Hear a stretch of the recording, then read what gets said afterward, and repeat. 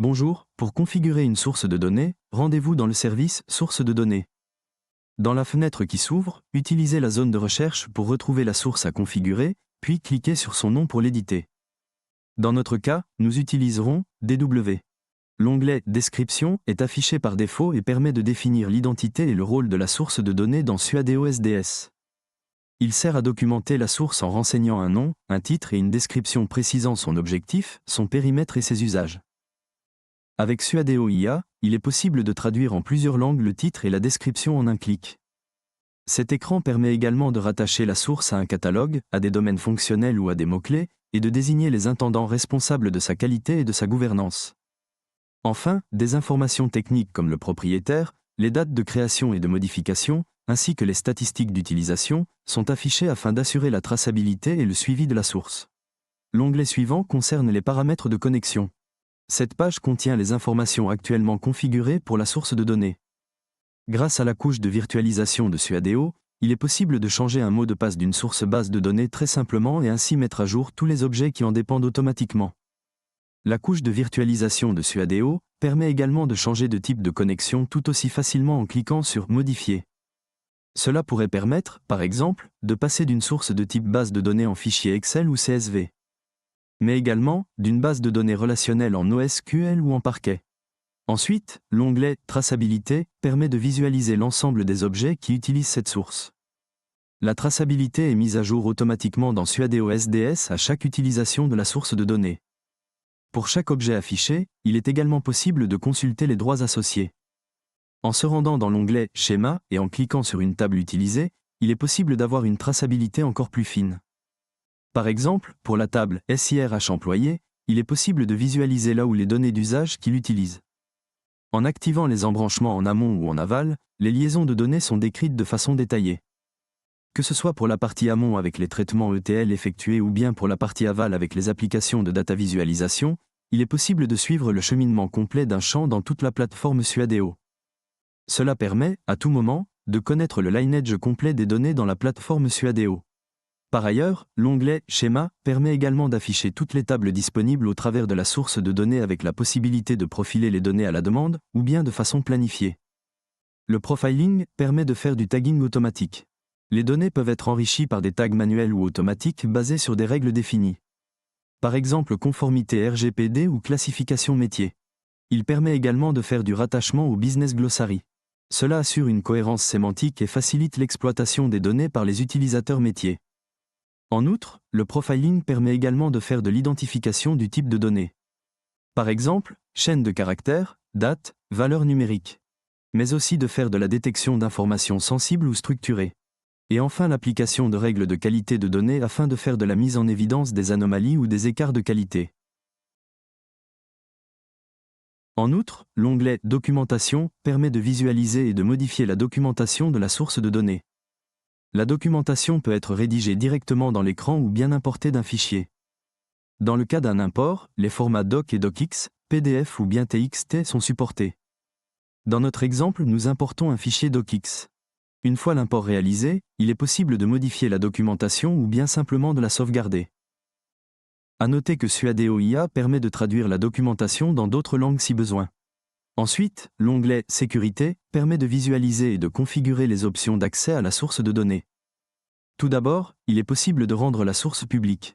C'est-à-dire que tous les utilisateurs authentifiés dans la plateforme pourront consulter ou utiliser cette source de données. Ensuite, il est possible d'ajouter des droits à des utilisateurs ou à des groupes d'utilisateurs. Il est fortement recommandé d'utiliser des groupes d'utilisateurs afin de faciliter la maintenance des droits. Les droits peuvent être de consultation ou d'édition. À noter que les droits d'édition permettent de modifier tous les éléments d'une source de données, y compris les droits eux-mêmes. En complément des droits d'édition, il est également possible d'activer les droits d'écriture différés. Cette option permet de rendre persistantes les modifications effectuées sur les données de la source. Par exemple, il peut être possible de modifier des structures de table ou bien de modifier des valeurs dans une source base de données. Il est également possible de restreindre les champs autorisés dans l'onglet dédié. Il suffira simplement de cocher les tables ou les colonnes qui doivent être exclues. La description des champs et un résumé des exclusions sont affichés afin de faciliter au mieux la configuration. Par ailleurs, le mode d'évaluation de groupe permet de définir la manière d'interpréter les droits si un utilisateur se trouve dans plusieurs groupes mais que les droits sont configurés différemment. L'option « Aucune » utilise l'ordre de configuration des droits définis pour les utilisateurs et les groupes. Les options « Et » ou « Ou » appliquent respectivement une logique cumulative ou alternative entre les droits définis sur les différents groupes. Enfin, si un accès n'est plus pertinent, il peut être supprimé avec la corbeille. À noter que les droits s'appliquent immédiatement à la modification. Il n'est pas nécessaire de sauvegarder pour que les modifications prennent effet. L'onglet « Audit » permet de visualiser tout l'historique des modifications de la source de données. Il répond à la fois à un besoin opérationnel et à une exigence de conformité réglementaire. L'audit enregistre qui a modifié la source de données, ainsi que le moment de la modification. L'écran offre enfin la possibilité de restaurer n'importe quel état antérieur via le bouton « Restaurer ». L'onglet « Requête » permet d'interroger toutes les tables disponibles de la source de données. L'écran affiche, en partie gauche, toutes les tables et les colonnes disponibles. L'affichage des tables est filtrable via la zone de recherche. La partie centrale est une zone de texte permettant de rédiger les requêtes souhaitées puis d'afficher le résultat d'exécution. Au-dessus de la zone de texte, plusieurs actions sont disponibles. Exécuter ou exporter la requête, masquer le panneau des tables et interagir avec Suadeo IA.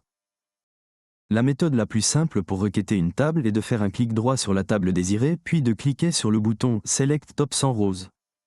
La requête est exécutée immédiatement et le résultat est affiché en dessous de la zone de texte. Si besoin, il est possible de modifier la requête pour sélectionner moins de colonnes, diminuer ou augmenter le nombre de lignes de résultats ou encore renommer une colonne par exemple. Pour visualiser le résultat, il suffit de cliquer sur le bouton « Exécuter ».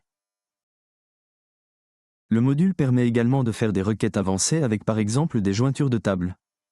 Attention, il est important de respecter la syntaxe SQL de la source de données. Si ce n'est pas le cas ou que la requête n'est pas correcte, un message d'erreur sera affiché.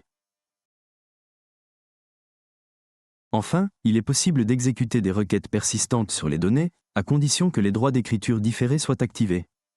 Cette fonctionnalité est réservée à des usages avancés et doit être utilisée avec précaution. Dans ce cas, il est possible d'exécuter des updates, delete, drop, truncate, alter table, etc. À noter que les requêtes de travail ne sont pas sauvegardées. Si vous souhaitez les garder, le plus simple sera de les exporter. Enfin, l'onglet « Commentaires » permet de visualiser et d'ajouter des commentaires sur la source de données. Si des commentaires ont déjà été postés, ils seront listés par date.